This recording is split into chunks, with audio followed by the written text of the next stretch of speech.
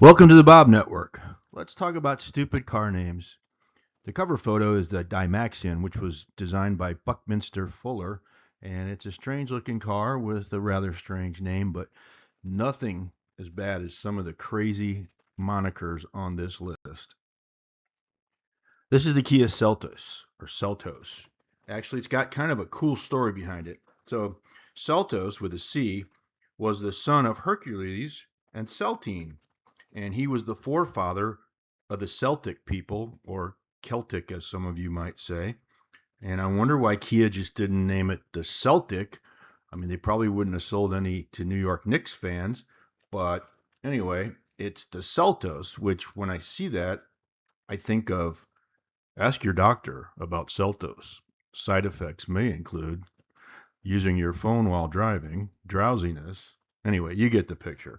It just doesn't roll off the tongue. But again, the background story is pretty neat. Then there's the Toyota BZ4X, which once again sounds like a drug for a condition that you don't want to have. It's kind of a nice, small SUV, which to me, at my age, looks like a small car with a tall roof. But anyway, I think they could have gotten a little more creative with the name. I don't know what BZ4X means, but apparently it has some deep meaning. Then we get to Volkswagen, or Volkswagen if you prefer.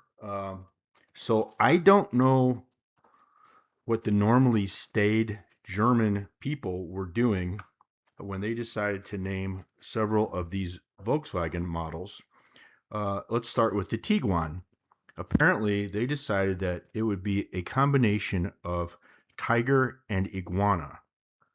So I don't know if they were watching the Island of Dr. Moreau, but I've been to lots of zoos. I've never seen a tiger and an iguana breed. So following that theme, we got the Taos, which I'm guessing is a Tasmanian devil crossed with an ostrich. And then the Atlas, which clearly would be the Atlantic puffin and a Lhasa Apso getting together.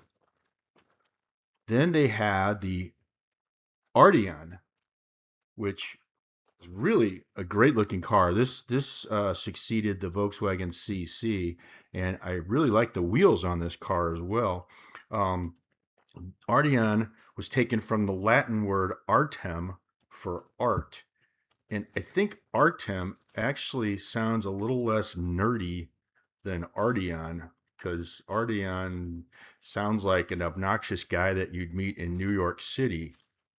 Um, Following up that car, they had a car called the Phaeton, and it was a very expensive Volkswagen and didn't sell very well.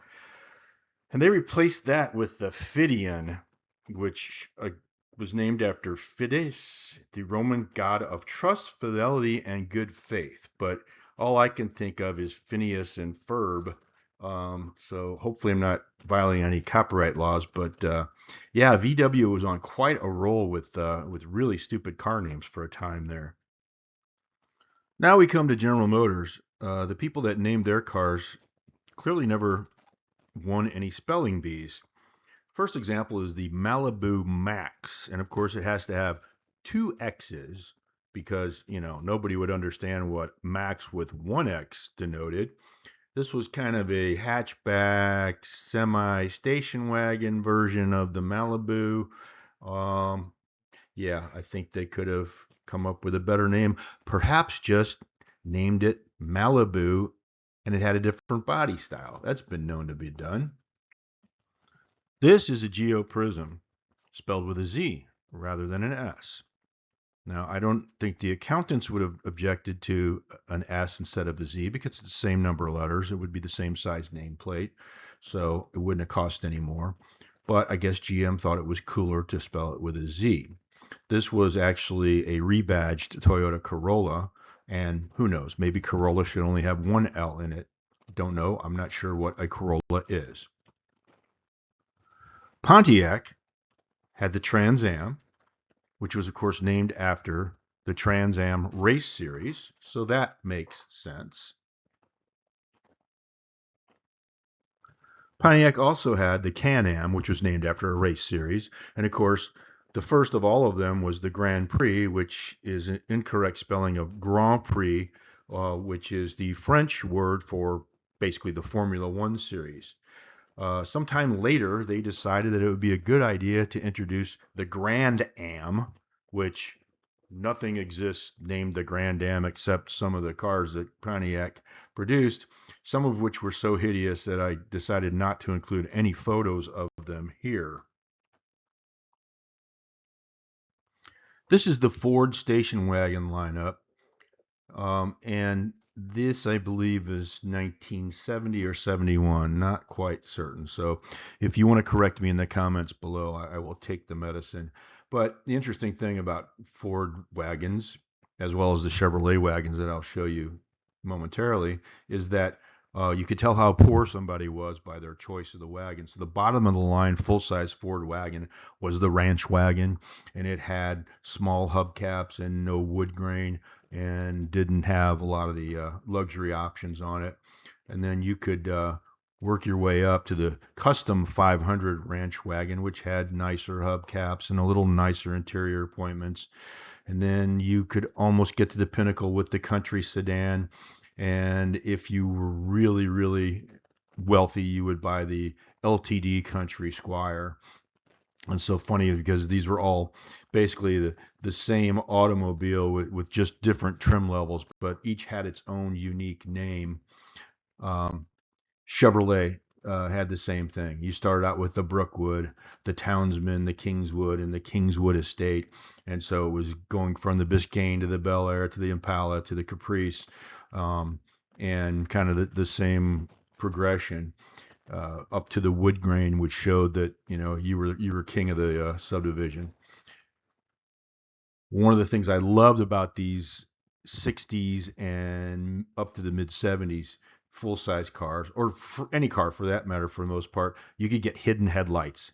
And as you may know from watching my other videos, I'm not a fan of headlights interrupting the styling of cars. So I just think that it made these cars look so sleek, even though they were just these huge land yachts.